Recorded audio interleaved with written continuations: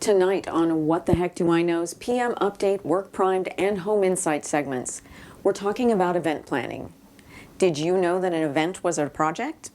Well, now you do. Even though event planning as an industry isn't really associated with project management, there are many similarities between the two. The importance of workflow from initiation, planning, executing, monitor and control, and closing are obvious, but also the subset of communication, schedule, and budget management in particular are useful when working on an event. No matter how big or small your event is, having some project management skills and processes can help make sure everything is where it needs to be, when it needs to be there. Find out more when we return, so stay tuned. Hey guys, I really enjoy making these videos for you, so if you get value from them or know someone who would, please support us by hitting like, subscribe, leaving comments, and sharing. What the Heck Do I Know presents PM Update with Leah and Mia. And now your host, Leah. Welcome back to PM Update. I'm Leah. In our first segment, Work Prime, where we cover using project management processes in the workplace, we will be talking about event planning.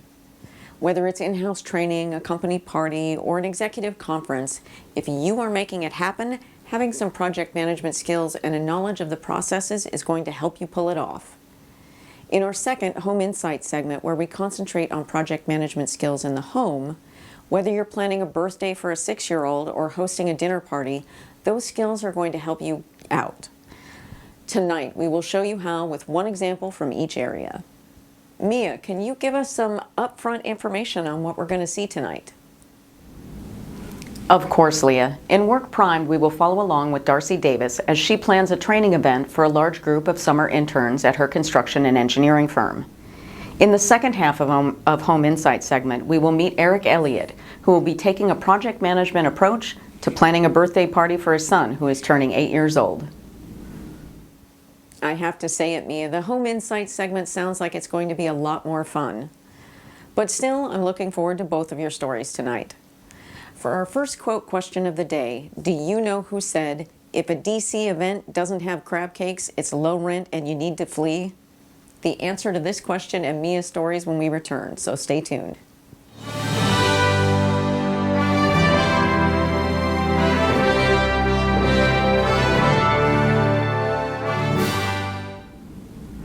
Darcy Davis is an engineering technician with a large construction and engineering company called ConstructWorks. After her company had a really productive bidding year, they realized they didn't have enough permanent staff to kick off some projects in the summer. They recruited engineering students at the local university during a job fair, and now all of those interns need to be trained before they can be let loose on their projects. Darcy isn't entirely sure how she got picked to coordinate this event since she has no special event planning skills, but thinks it might have something to do with volunteering last year to plan her boss's retirement party. When her boss told her she would be in charge of getting the training coordinated, she wasn't sure that she was the right choice. But she remembered that event planning used the same skills and processes, and well, she was the best communicator in the office, so maybe it did make sense after all. To get started, Darcy uses her project management skill set to get moving on initiation. She requested a coordination meeting with all of the key stakeholders to define scope, budget, schedule, and desired end result. Since the engineers didn't necessarily have the same end result in mind as the project managers, she felt this was an important first step to get everyone on the same page and manage expectations for what she was expected to accomplish. Darcy started by getting input on the 5 W's. The who refers to who needs training, or how many students there will be. They had extended offers to 30 candidates, but only 23 had accepted so far. 5 had turned it down for a better offer somewhere else, and there were 2 they were still waiting to hear from. It also includes who will be doing the training and who will be making the content decisions. The what is exactly what training do they need, and to what level. Quality assurance, safety tolerances, standard specifications, special provisions, quality control testing, or something else she hadn't thought of yet. What did the engineers think they needed compared to the project managers? Where means did they have a space big enough for potentially 25 new hires to be trained at the same time? Or would they be expected to use the conference room that could hold 12 to 13 and rotate them? If they wanted the group to get training together, they were going to have to rent a larger meeting room. When would the training be expected to start, take place, and finish? If any of the interns had prior commitments and had to miss parts of the training, would they need to make it up at a later time? And finally, why? Obviously, there was a responsibility to train new people so they could do their jobs. But would they get a certificate at the end? Would they need to be tested on the training material? If so, who would be doing the testing and grading and decide the pass-fail levels? And what further actions are needed if they fail? By the end of the meeting, they had decided the following. 1. Plan the event for 25 people. 2. Everyone will receive the same training at the same time as a group. 3.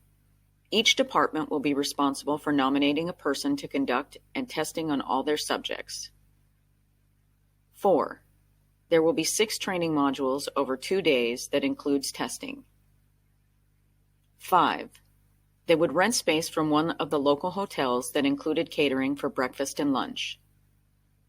6. No interns would be excused from the training. 7.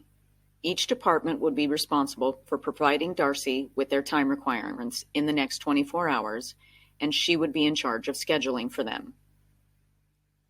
Darcy only had 2 weeks to pull the event together. In that time, she looked at different possible locations, put the schedule together, and settled many disagreements between the departments and stakeholders. Because of the short time frame, she kept all of the stakeholders informed at the end of each day with an update of what was accomplished and what was left to do, mostly so that it gave anyone the opportunity to let her know if they were having problems, and a daily reminder that they had a part in this production. On the day of the event, Darcy was at the location early to make sure that things went smoothly. She helped the hotel staff with questions on the setup, got the first couple of trainers set up with microphones, and helped set up the audio-visual equipment they would be using for training. As usual, there were some issues with the technical stuff, but they got it sorted out well before the interns arrived. Even though she didn't need to stay for the whole thing, she did, just in case something came up that required her input to resolve. At the end, Darcy was pretty proud that she had managed to put together such a complicated event on such short notice. The hotel staff was great and provided a lot of support, so there wasn't much that required Darcy's input directly in order to resolve. The next day, Darcy and the other stakeholders held a lessons learned session to go over what went right and what went wrong in order to be prepared for the next intern training session a year from now, if they were so lucky as to win a large number of new bids again. Darcy had plenty of project management skills to use when it came to planning this event in only 2 weeks. And planning it was really the key. Getting everyone to agree on the final desired outcome from the beginning made it easier to focus her efforts towards one goal and clearly place the responsibility of the things she couldn't control, like the training content, on those that would need to do it. Keeping everyone informed every step of the way during execution also allowed any issues to be brought up quickly so they could be resolved, and for others to assist if she was having trouble. Being a good communicator is absolutely essential to event planning and definitely helped make the training event a success. It also helped that when she asked about her budget, her boss recognized that 2 weeks to plan didn't give her any time to negotiate, so it was whatever it costs. That is so true, Mia. I think that Darcy was the perfect fit for this job. I like to think of event planning as the fun part of project management. Even though it's every bit as much work to put together an event as it is any other kind of project, getting everyone together for whatever the planned purpose at the end has a sort of emotional element leading up to it, and then when it's over, you can assess how well it went and plan better for the next one. And now, the answer to our quote question from the top of the show. Do you know who said, if a DC event doesn't have crab cakes, it's low rent and you need to flee? That was actor and comedian Tony Hale. Now, in the second half of our show, we'll see an example of event planning for the sole purpose of fun. Eric Elliott plans his 8-year-old son's birthday party using his project management skills. And a reminder that if you have ever had to plan a birthday party yourself, you're already a project manager and an event planner. But maybe you can pick up some new tips from Eric. Now, our second quote question for the show: do you know who said every significant event that takes place in our lives is set to some kind of music? The answer to that and Mia's final story for the show when we return, so please stick around.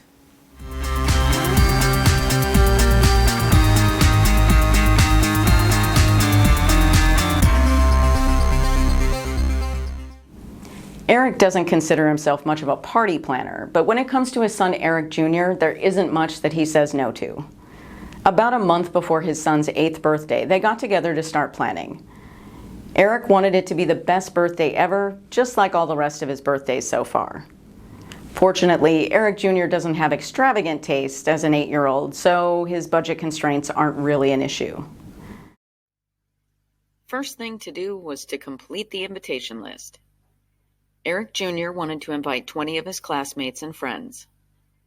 Based on his past birthday party planning experience, they would invite 20, 10 would RSVP at the last minute, and 5 would show up without RSVPing. Just in case, though, Eric planned enough party supplies for 20. The second order of business was the theme for the party. Eric felt it was very important to get client feedback on this particular item. No point in planning a party the client doesn't want. Eric Jr. wasn't sure exactly what he wanted at first, though, so he and his dad looked up some ideas online and eventually came up with a mad scientist theme. Eric would dress as a mad scientist and perform kid-friendly experiments, calling each of the kids up as assistants so they could all participate in part of the show and watch the others. They could do the experiments in the backyard under a tent just in case it rained, but make it look like a laboratory. Now that initiation was complete, it was time to move on to planning. Before deciding on food and treats, Eric called all of the parents to check if any of the potential attendees had food allergies. Luckily, there was only one that had a peanut allergy, so that would be easy to avoid when it came to snacks and party food. He also talked to the parents about what days they were likely to be able to attend on the planned weekend. Most were sure that they would be able to make a 4-hour Saturday party, so that was the day they picked. A couple of them also volunteered to stay for the party to provide more adult supervision, since Eric would be busy with preparations and being the entertainment. Now that Eric had the theme and allergy information, he could plan what experiments he would do and the food. He put a materials list and shopping list together and started the procurement process. When he went shopping for the experiments, there were a couple of items he wasn't able to locate, so he found substitute experiments that had easier to find items. Not feeling inspired to be a gourmet baker and a mad scientist in the same weekend, he also ordered a cake and most of the party food and had it scheduled for delivery a couple of hours before the party was supposed to start. Eric would make a selection of healthy snacks for the parents and any kids that got tired of the sugar.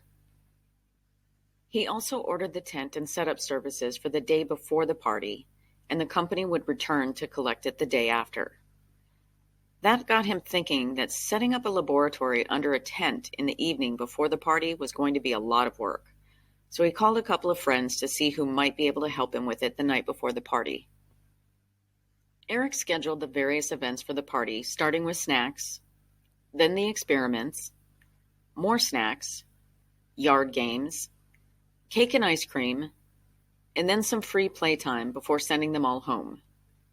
He also thought it would be nice to send all of the kids home with something, so he made some certificates to hand out on their way out the door, certifying them as a mad scientist in training. Execution was underway as soon as the tent suppliers showed up the night before. Everything went well with putting up the tent. It was a little smaller than he was expecting, but once he and his friends got the table set up with the fake lab equipment and the chairs under it for the kids, it looked like it would be big enough. His friends helped him set up his speakers outside too, so everyone could listen to music while the kids played. On the day of the event, Everyone had a great time. Not everything went exactly as planned. One of the experiments didn't work.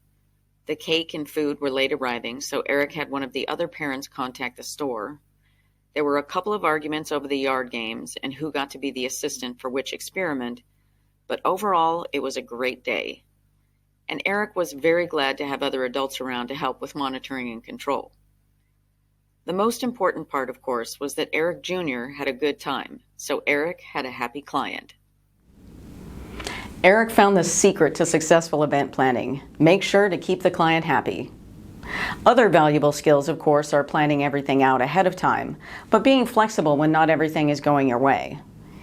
While it will always be my opinion that planning out anything you are doing in advance is the best way to go, with fun events, sometimes you just have to let things happen as they are. Getting upset about it isn't going to improve the situation. You just have to handle the problem and move on. I'm really glad that the kids had a good time. Now, in both of our stories, we used examples of non-event planners or specialists because these events were internal to a specific group, and we wanted to show that project management skills are key to planning a successful event. But if you are planning something bigger or external to your organization, we highly recommend turning that over to someone with experience in these matters. There are trainings, best practices, and known things to look for that are specific to that industry, and a professional will help you avoid negative impacts to your event. Now for the answer to our second quote question of the day. Do you know who said, "Every significant event that takes place in our lives is set to some kind of music"? That was singer and songwriter Peabo Bryson.